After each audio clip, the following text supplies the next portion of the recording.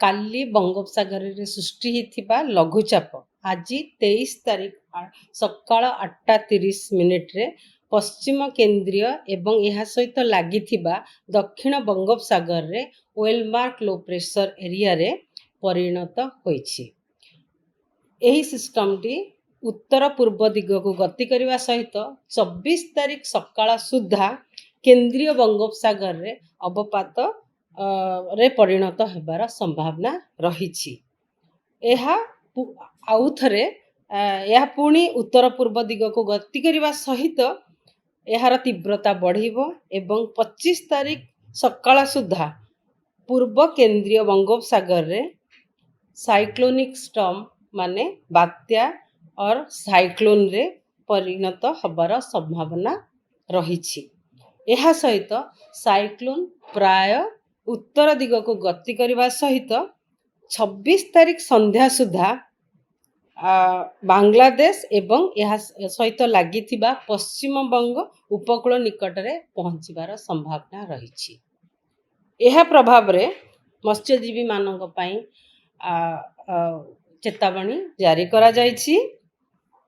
आउ मत्स्यजीवी मानक परामर्श दिया जायछि केंद्रीय बंगोपसागर को 27 तारीख पर्यंत न प्रवेश करबा पई आउ उत्तर बंगोपसागर को 24 रु 27 तारीख पर्यंत न प्रवेश करिया पई और दक्षिण बंगोपसागर को 24 तारीख पर्यंत न प्रवेश करिया पई परामर्श दिया जायछि। आउ समुद्र रे थिबा सबु मत्स्यजीवी 23 तारीख पूर्वर उपकूल को फेरी आसीबार भी तांको परामर्श दिया जायथिला। यह प्रभाव रे एबे आम ओडिशा राज्य रे वर्षा पवन बेसी किछि होबार नाही, किंतु 23 तारीख 24 तारीख 25 तारीख रे आमर जेमिति काला बैसाखी चली सेमिति रहिबो। किछि किछि जगह रे आइसोलेटेड गोटे दिटा जगह रे जो घड़घड़ी बिजुली सहित वर्षा हबार संभावना रही। 24 तारीख रे किछि किछि जगह रे हेबार संभावना, 25 तारीख रे भी किछि किछि जगह रे घड़घड़ी बिजुली सहित वर्षा हबार संभावना रही। किंतु 26 तारीख रे आमर जो उत्तर ओडिशा रे अनेक स्थान रे हल्का रु मध्यम वर्षा हेबा सहित कां भा जगह रे प्रबल रु अति प्रबल वर्षा हेई पारे। से डिस्ट्रिक्ट रहिला आमर अति प्रबल वर्षा प्रबल रु अति प्रबल वर्षा हेई पारे बालेश्वर डिस्ट्रिक्ट रे, भद्रक केन्द्रापड़ा रे गोटे दिटा जगह रे प्रबल वर्षा होबार संभावना रही।